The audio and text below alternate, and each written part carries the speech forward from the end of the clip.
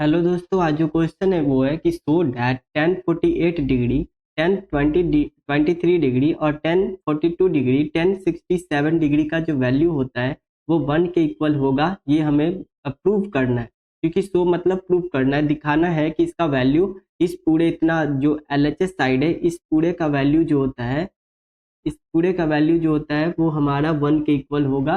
वो हमें दिखाना है।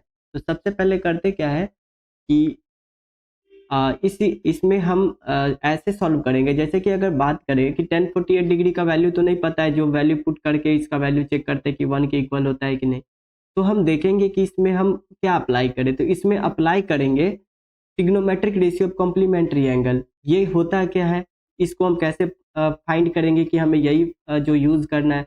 सबसे पहले होता है क्या है कि देखेंगे कि दो एंगल का सम, यानी जैसे कि ये 10 जो होता है 48 डिग्री, ऐसे दो पेयर ढूंढेंगे जिसका सम जो होता है 90 के इक्वल होना चाहिए।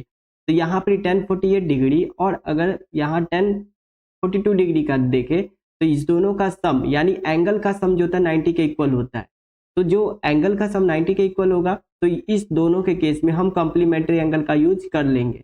तो यहाँ पर क्या करेंगे, तो इस दोनों को एक साथ लिख देते हैं। तो 1048 डिग्री इंटू में 1042 डिग्री। अब यहाँ पर 1023 डिग्री देखते हैं और 1067 डिग्री देखते हैं। तो यहाँ पर 23 डिग्री और 67 डिग्री दोनों का सम कितना होता है, 90 के इक्वल होता है। यहाँ पर भी हम कॉम्प्लीमेंट्री एंगल का यूज कर सकते हैं।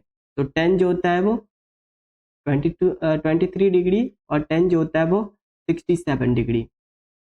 अब करना क्या है कि जो जो trigonometric ratio of complementary angle में जो कॉन्सेप्ट होता है कि जैसे कि अगर 1048 डिग्री है, 1048 डिग्री है, इसको हम लिखते हैं cot 90 माइनस का 48 डिग्री। तो यहाँ जो वैल्यू आएगा 1048 डिग्री का वो आएगा cot 42 डिग्री। यानी यहाँ 1048 डिग्री का वैल्यू कितना के इक्वल हो गया, cot 42 डिग्री के। तो यहाँ 1048 के जगह हम cot 42 डिग्री का वैल्यू लिख सकते हैं। तो लिखते हैं कि cot 42 डिग्री हो जाएगा।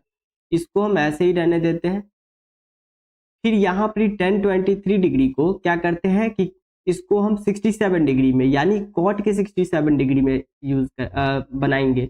वो क्यों बनाते हैं, उसके लिए रीजन होता है कि जो cot थीटा इंटू में जो tan थीटा होता है वो 1 के इक्वल होता है। या ऐसे नहीं तो ऐसे भी समझ सकते हैं कि जो tan थीटा होता है वो 1 बाई cot थीटा होता है।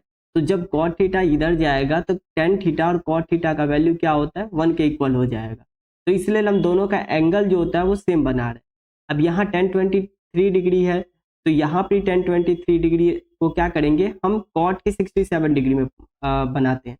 तो यहाँ क्या करेंगे, तो 1023 डिग्री को ऐसे लिख सकते हैं cot 90 माइनस का 23 डिग्री, क्योंकि ये जो एंगल यहाँ रहता है वही एंगल यहाँ लिखना होता है। तो ये इक्वल कितना के होगा, cot 67 डिग्री के। तो इसके जगह हम इसको पुट करते हैं तो ये वैल्यू होगा cot 67 डिग्री इंटू में 1067 डिग्री। अब यहाँ पर इस चीज का यूज करेंगे कि cot इंटू में tan जो होता है वो 1 के इक्वल होता है। तो इतना वाला पार्ट यानी ये पार्ट जो होता है वो 1 के इक्वल हो जाएगा। ये गुना में है तो गुना, और यहाँ पर क्या होता है, इस ना पार्ट का भी वैल्यू कितना होता है, 1 के इक्वल हो जाता है।